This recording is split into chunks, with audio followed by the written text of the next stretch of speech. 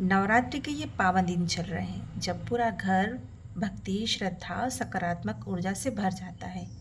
आज मैं आपको दिखाने वाली हूँ अपनी सुबह की दिनचर्या, जो माता रानी के आगमन से पहले शुरू होती है।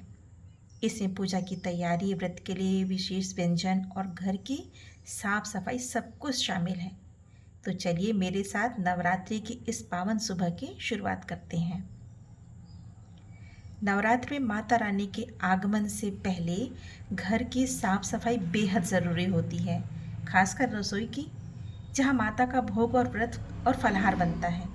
तो इसलिए रात को ही मैंने चौके को अच्छी तरह से धोकर साफ किया और तांबे के लोटे में जल भर करके चौके में रख दिया, जहाँ हम पानी रखते हैं परिंदे के ऊपर। सुबह उठते ही सबसे पहले नहा धोकर उसी जल से घर की दहलीज पर पानी का छिड़काव करती हूँ। जो लोटे में जो जल बचा होता है उसको बेलपत्र के पौधे में डाल देती हूँ। कहते हैं कि बेलपत्र के पौधे में महादेव का वास होता है। ये परंपरा मैंने अपनी दादी से सीखी और अब मैं रोज ही इसे निभाती हूँ। ये मेरी दिनचर्या का एक अटूट हिस्सा है। आज की सुबह और भी खास है क्योंकि आज माता रानी का आगमन होगा, घट स्थापना करेंगे। ये सिर्फ एक पूजा नहीं बल्कि एक अनुभव है। जब हम अपने घर में माँ दुर्गा का स्वागत करते हैं तो मन और वातावरण बड़ा उल्लासित हो जाता है।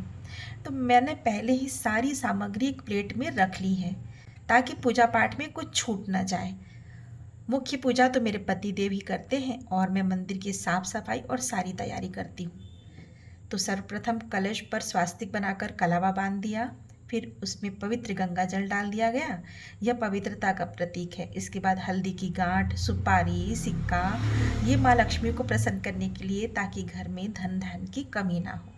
फिर लाल सिंदूर, और ये तो जो लाल सिंदूर है ये सौभाग्य और समृद्धि का प्रतीक है। और आखिरी में ये फूल, बिना फूलों के पूजा अधूरी मानी जाती है, तो फूल भी इसमें डाला है। और नारियल पर भी स्वास्तिक बनाकर कलावा बांध दिया। ये पवित्रता और ऊर्जा का प्रतीक है। ऐसा करने के बाद लगता है जैसे माता रानी स्वयं हमारे घर में विराजमान हो गई हो। पूरे नवरात्रि अखंड ज्योत जलती रहेगी। हमारे लिए ये सिर्फ एक दिया नहीं बल्कि श्रद्धा और भक्ति का प्रतीक है। जब ये ज्योति जलती है तो घर में एक अलग ही सकारात्मक ऊर्जा का संचार होता है। फिर फलाहार के लिए फल्ली दाने भुनने के लिए गैस पर रख दिए और बीच बीच में चलाती रही ताकि व्रत के लड्डू बना सकूं।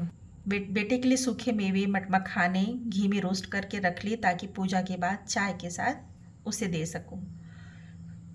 पूजा और आरती के बाद सबने चाय पी। दोपहर में पतिदेव ने सिर्फ फल लिए और मैंने और मेरे बेटे ने एप्पल स्मूदी जो मैंने बनाई थी वो ली, ताकि पूरे दिन ऊर्जा बनी रहे। ये थी मेरी नवरात्रि कि आज की दिनचर्या। घर की साफ सफाई, पूजा की तैयारी, व्रत स्पेशल पकवान और परिवार की देखभाल, सब कुछ मिलकर बनता है ये